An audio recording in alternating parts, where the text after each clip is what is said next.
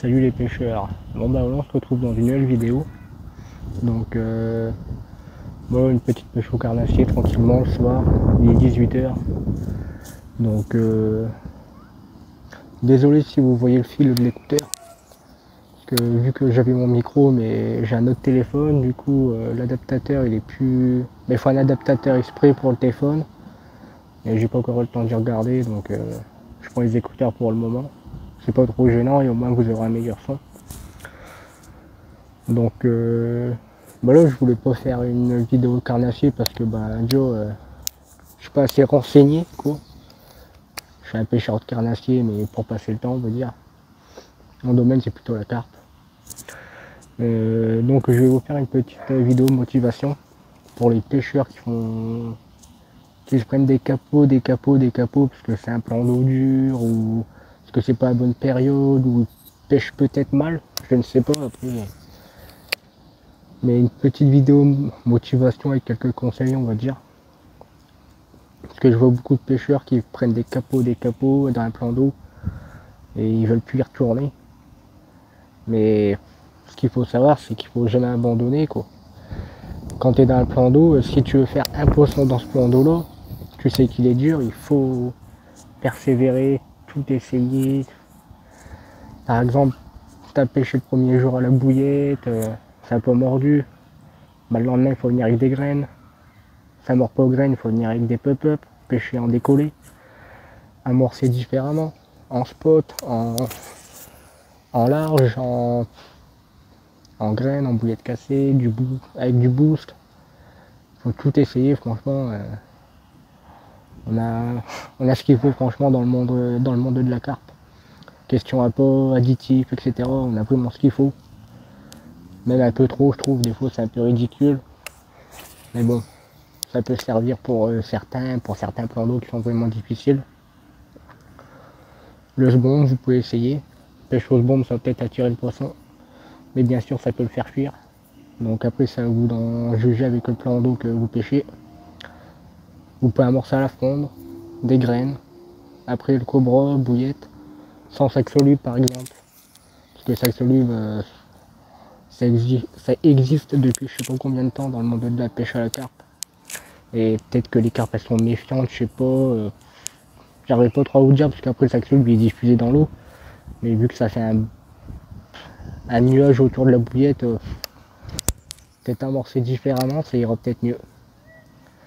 Donc franchement, ne jamais rien lâcher quoi. Vous faites pas de poisson, c'est pas grave. Faut jamais abandonner. De toute façon, un jour ou l'autre, vous ferez du poisson. Ouais. De toute façon, après, s'il y a que vous qui faites pas de poisson, ouais, là, il faut peut-être se remettre en question, mais c'est rare. Hein. Franchement, j'ai déjà eu des pêcheurs, même des débutants, franchement, faire des poissons dans des plans d'eau assez durs et il n'y a pas de secret. Ils ont pris un montage basique avec une bouillette à S40 haute démon, tout le monde connaît. Sac soluble, micro-pelé, on n'en parle plus. Donc vous voyez, c'est pas compliqué, mais il y a des endroits où franchement il faut pas abandonner quoi. Ça marche pas ça, il faut essayer ça fonctionne pas ça, il faut essayer ça. Si ça mord pas là-bas, il faut aller là-bas, il faut aller à l'autre bout. Si ça mord pas en plein eau, il faut pêcher en bordure. Si le poisson, s'il veut pas venir sur votre coup, c'est à vous d'aller le chercher, etc. C'est à vous d'en décider avec le plan d'eau, mais franchement, petite vidéo pour vous dire pas abandonner. Parce que franchement, du poisson, si vous persévérez, etc., même un amorçage à long terme, pardon, vous allez à un plan d'eau pas très loin de chez vous, pendant une semaine, 2 semaines, vous amorcez régulièrement au même endroit. Bien sûr, le soir, tard, où il n'y a personne, ou tôt le matin. Et vous amorcez, et 10-15 jours avant votre session, vous amorcez, le poisson va être habitué, etc. Et après, boum, au bout de 15 jours, boum, vous allez pêcher et normalement, ça fait tout le temps du poisson. Parce que le poisson il est habitué à recevoir de la nourriture sans se faire piéger, on va dire. Donc, je vois pas pourquoi ça m'aurait pas. Donc, ouais, jamais abandonné, comme je vous dis, ça va pas ça, il faut essayer ça, ça va pas là, il faut aller là-bas. Même le bon, ben, J'ai déjà eu des pêcheurs, ouais, mais il n'y a personne qui utilise le sbomb dans cet étang-là, donc j'ai peur d'être ridicule.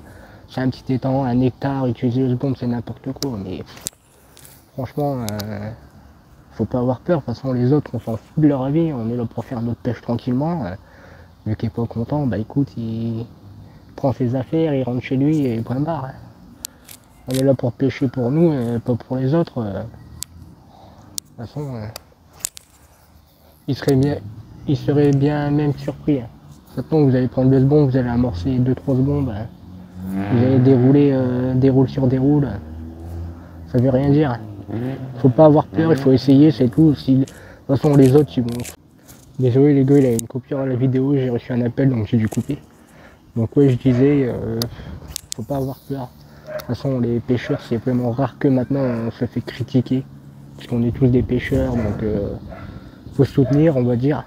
Faut se donner des conseils quand l'autre on voit qu'il a du mal à faire ça, qu'il a du mal à faire ci. Pas se moquer de lui, qu'on va dire, parce que ceux qui se moquent, de toute façon, ils sont pas mieux. C'est vraiment n'importe quoi de se moquer d'un débutant.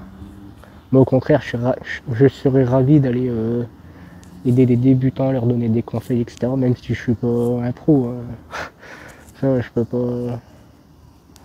pas le dire encore maintenant.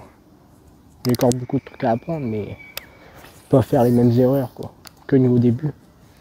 Donc ouais, faut vraiment pas avoir peur des critiques et essayer. De toute façon, persévérance.